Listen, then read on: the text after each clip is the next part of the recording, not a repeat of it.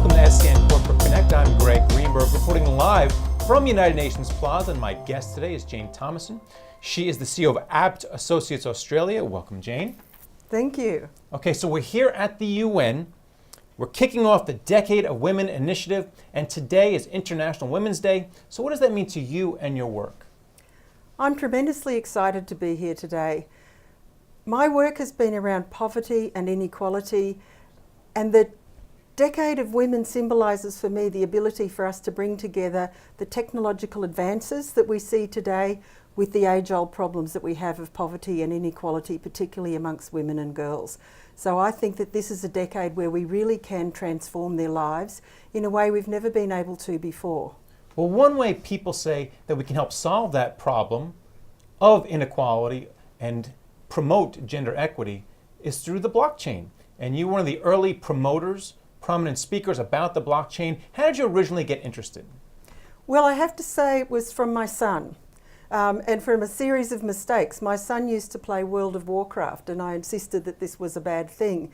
But these days, if you're a gamer, you earn more than $1 million. Harvard Business Review's writing about people who play World of Warcraft as one of the best management training that you can do. And a lot of the companies that have raised billions of dollars all played World of Warcraft. My second mistake was when he told me to buy Bitcoin in 2010, and I never bought any. So the third time he came back to me and said, "Mum, there's this new thing called blockchain, you really have to look at it," I took him seriously. So I started to read about it and think about it. And then one day I just had this moment because we'd worked in Banda Aceh after the Boxing Day tsunami, and it wasn't just the loss of life. All of the records were gone, all of the land titles were gone, all of the bank records were gone, all identity records were gone. No one knew who was there and who wasn't there. And then the donors came in with money, but no one knew where the money was going. And I just had a moment when it all came together for me, and I thought, if we can actually get this working in developing countries, in humanitarian settings, and for the bottom billion, this is going to change things remarkably. Well, how do we get emerging markets involved in the blockchain? How can we ameliorate their situations by using the blockchain? What's the first step? Look, I think there's two important steps. The first one's education, because a lot of the times when I talk to people, whether it's governments or whether it's international agencies about blockchain, they immediately get afraid and they think Bitcoin, dark web, something nefarious.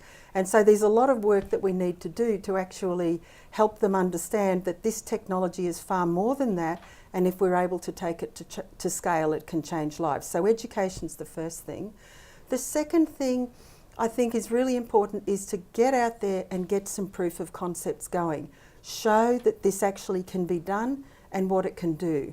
So an example for me was we came with a proof of concept we've been working on to UN Women about a month ago when they were having technology demonstrations.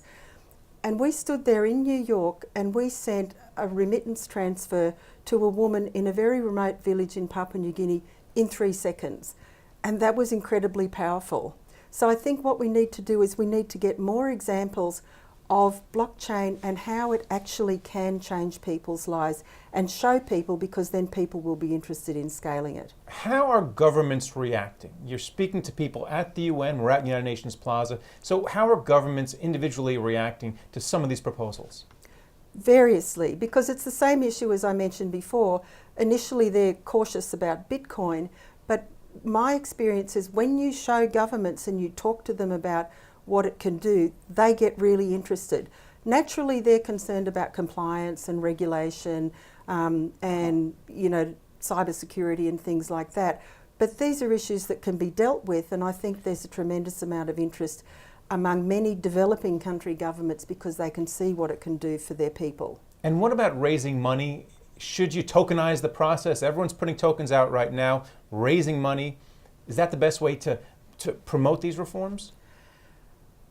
Look, I'm not completely sure that that's the best way, but having said that, there are a number of people who are setting up tokens to raise money to invest in startups, for example, that could be working in developing countries. So I wouldn't say a startup itself necessarily needs to do a token, although it may, But the second thing is often these startups are not working on things that are immediately going to scale and make people a lot of money.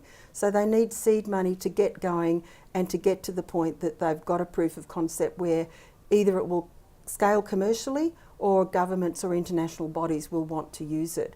So I think there's a variety of ways that money can be raised, and it is pretty tough just right now raising money for blockchain projects in developing countries. Okay, well, thanks a lot for speaking with us. Thanks a lot for all your work. Thank you. And thank you for watching SCN Corporate Connect.